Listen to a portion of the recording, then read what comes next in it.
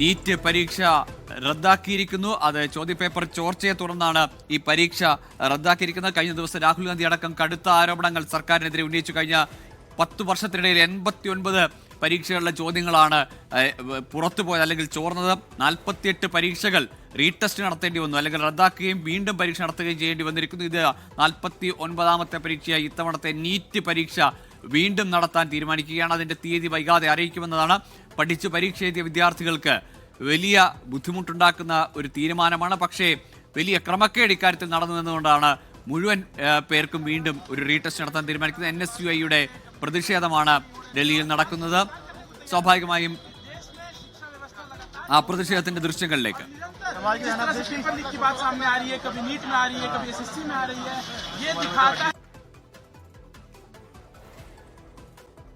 NEET UG പരീക്ഷ റദ്ദാക്കിയതിനെ തുടർന്നാണ് ഇപ്പോൾ രാജ്യവ്യാപകമായി പ്രതിഷേധങ്ങൾ ഉയരുന്നുണ്ട്. അതിൽ NSUIയുടെ പ്രതിഷേധമാണ് ഡൽഹിയിൽ നടക്കുന്നത്.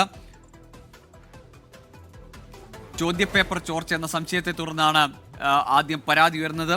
മെയ് 3 പരീക്ഷ നടക്കുകയും മെയ് 7 NTAക്ക് ഇത്തരത്തിലൊരു സൂചന ലഭിക്കുകയും മെയ് 8 തന്നെ ദേശീയ അന്വേഷണ ഏജൻസികൾക്ക് ഇതിന്റെ അന്വേഷണം പരാതി കൈമാറുകയും ചെയ്തതാണ്. ഇപ്പോൾ അച്യുതൻ ചേരുന്നു. അച്യുതൻ, 2024 സമാനമായി നമ്മൾ പ്രതിഷേധങ്ങൾ കൂടി കാണുകയാണ്.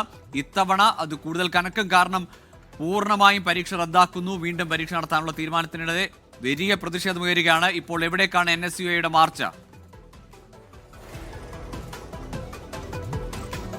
നമുക്ക് മനസ്സിലാക്കാൻ കഴിയുന്നത് കേന്ദ്ര വിദ്യാഭ്യാസ മന്ത്രാലയത്തിന് മുൻപിലാണ് ഇപ്പോൾ ഈ പരീക്ഷാർത്ഥികൾ ഉൾപ്പെടെ ഒരു പ്രതിഷേധവുമായി NSUI പ്രതിഷേധവുമായി എത്തിയിരിക്കുന്നത്. അത് ശക്തമായ ഭാഷയിൽ, കാരണം ഇതിനു മുൻപും ക്രമക്കേടുണ്ടായിട്ടും ആ പാഠങ്ങൾ ഉൾക്കൊണ്ട് തിരുത്താൻ കേന്ദ്ര സർക്കാർ തയ്യാറായില്ല, അല്ലെങ്കിൽ ഒരു തിരുത്തൽ നടപടികൾ ഉണ്ടായില്ല എന്ന് ആരോപിച്ചുകൊണ്ടാണ് ഈ പ്രതിഷേധം ഇപ്പോൾ നടക്കുന്നത് എന്നാണ് നമുക്ക് മനസ്സിലാക്കാനായി സാധിക്കുന്നത്. കാരണം നേരത്തെ തന്നെ വലിയ ആക്ഷേപവും വിമർശനങ്ങളും കേന്ദ്ര സർക്കാരിന് നീറ്റ് പരീക്ഷയുമായി ബന്ധപ്പെട്ട നേരിടേണ്ടി വന്നിരുന്നു.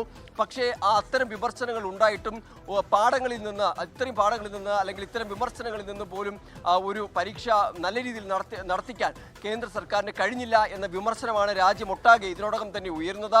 കോൺഗ്രസ് തന്നെ ഇന്നലെ തന്നെ വലിയ രീതിയിലുള്ള വിമർശനം ഉന്നയിച്ചു. ഇത്തരത്തിൽ ഗൗരവ സ്വഭാവമുള്ള പരീക്ഷയെ ലാഘവത്തോടെയാണ് കേന്ദ്ര സർക്കാർ കാണുന്നത്. തീർച്ചയായിട്ടും അത് തന്നെയാണ് അച്യുതൻ. വസ്ത്രം അഴിപ്പിച്ചവരെ വലിയ പരിശോധനകൾ നടത്തി, അത് വലിയ വിവാദമായിട്ടുണ്ട് പലപ്പോഴും നീറ്റ് പരീക്ഷ നടത്തിപ്പുമായി ബന്ധപ്പെട്ട്. എന്നിട്ടാണ് ഇവിടെ ഒരു മാതൃകാ ചോദ്യ പേപ്പറിലെ 120 ചോദ്യങ്ങൾ അതേപടി കെമിസ്ട്രി ക്വസ്റ്റ്യൻ പേപ്പറിൽ ആവർത്തിക്കുക. ഇപ്പോൾ ആ പരീക്ഷ തന്നെ 22 ലക്ഷം വിദ്യാർത്ഥികൾ എത്തിയ പരീക്ഷയാണ് ഇപ്പോൾ റദ്ദാക്കിയിരിക്കുന്നത്. അത്രത്തോളം വിദ്യാർത്ഥികളുടെ ഭാവി തന്നെ തുലാസിലാക്കുന്ന ഒരു തീരുമാനമാണ്. വലിയ ക്രമക്കേടാണ് നടന്നിരിക്കുന്നത്. അതുമായി ബന്ധപ്പെട്ട് കനത്ത പ്രതിഷേധങ്ങളും ഉയരുന്നുണ്ട്.